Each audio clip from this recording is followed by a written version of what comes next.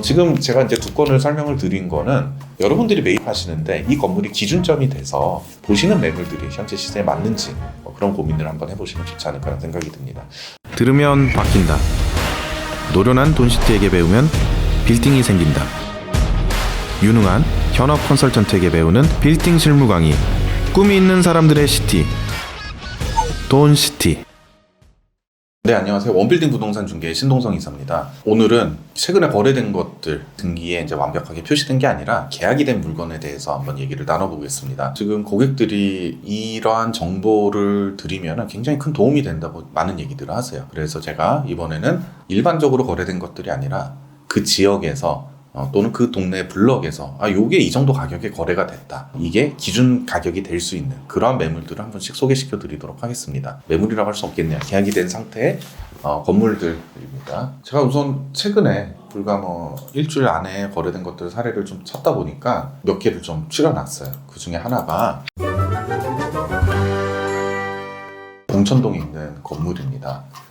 이 건물 같은 경우는 서울대 입구역과 봉천역 사이의 대로변에 있고요.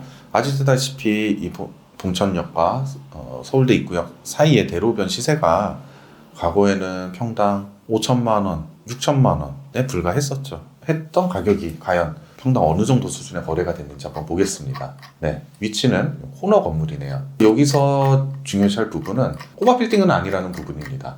요즘 개인 투자자들이 100억에서 200억, 300억까지 투자들을 많이 하시면서 그 사이에 된 금액대 매물들을 자세히 보셔야 될 것 같아요. 파란 창문을 갖고 있는 멋진 건물이네요. 1층에 현대백화점이 아닌 현대자동차가 입점해 있고 대로 건너편에서 봐도 아주 상당히 그럴싸합니다. 여기서 보실 거는 대략 저희가 평당 9,500만 원, 약 9,600만 원 정도 선에 거래가 됐다는 걸 보실 수 있고 연수익은 약 4% 정도 나옵니다. 지금 현재 이 정도 금액대라고 얘기를 드렸을 때 수익이 이 정도면 상당히 굉장히 잘 나오는 편에 속한다고 얘기 드릴 수 있죠. 토지는 대략 한 200평 정도 나오고 건물은 1,200평 정도 나옵니다. 위법 건축물이 없는 57%의 용적률을 495% 받았네요. 결국 이 얘기는 준주거 지역에 위치하기 때문에 일반 주거 지역에 있는 대로변 시세보다는 상당히 높은 편에 속합니다. 주차가 44대입니다. 규모가 상당하고요. 서울대 입구역의 코너 건물이고 법정상한 용적률, 준주거 용적률이 400%임에도 불구하고 약 200평 정도 건물을 다 지었습니다. 새로 신축할 경우에는 기준 300에 허용 400%, 새로 신축할 필요는 없겠죠. 총 임대료 약 27억에 약 4천만 원, 관리비 한 2,200 정도 나오는 아주 훌륭한 건물입니다. 네, 뒤쪽에 주차 타워가 위치했고, 핵심 포인트는 봉천동, 서울대. 옛날의 봉천동이 아니다. 드디어 가격이 1억 원대를 대로변이 형성을 하고 있다. 준주거 지역일 경우입니다. 그렇다고 이면도로 또는 대로변 일반 주거 지역에 있는 일반 건물을 평당 1억 달라고 하기는 아직은 무리겠죠. 하지만 이 건물이 1억 정도에 팔렸고 이 주변에 건물을 갖고 계신 분들은 평당 1억을 주장하실 수는 있겠지만 실제로 이 정도의 용적률과 또는 이 정도의 수익이 나온다면 가능하다고 얘기 드리겠습니다. 하지만 대부분의 주거 지역에 있는 건물들은 이 정도 용적률이나 이 정도 수익을 낼 수 없기 때문에 이 금액대까지 평당 이 정도 1억 선까지는 평당가를 주장하기 힘들죠. 올해 벌써 봉천역에는 평당 1억 선에 있는 매물이 일주일 전에 계약이 되었습니다. 구독과 좋아요를 누르면 건물주가 될 수 있습니다. 다음은 강남에 있는 또 매물 하나 보여드리도록 하겠습니다. 바로 이 인동 빌딩이라는 건데요. 신축하기 전에는 굉장히 땅 모양이 길쭉한 땅이었어요. 네, 지적도를 보시면은 양면을 물고 있고 이렇게 돼 있었죠. 이게 과거에 평당 5,000선에 나왔었을 때 한 6개월, 1년 돼도 거래가 되지 않았던 매물입니다.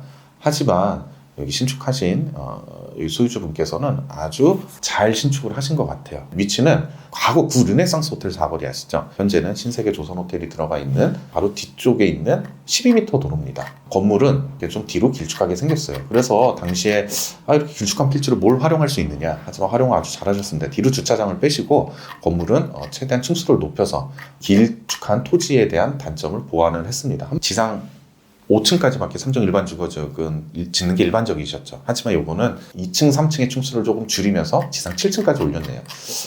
마찬가지로 이 건물도 수익률로 따지면 약 3%대, 강남에서 거래되는 금액대 치고는 수익률이 높은 편에 속합니다.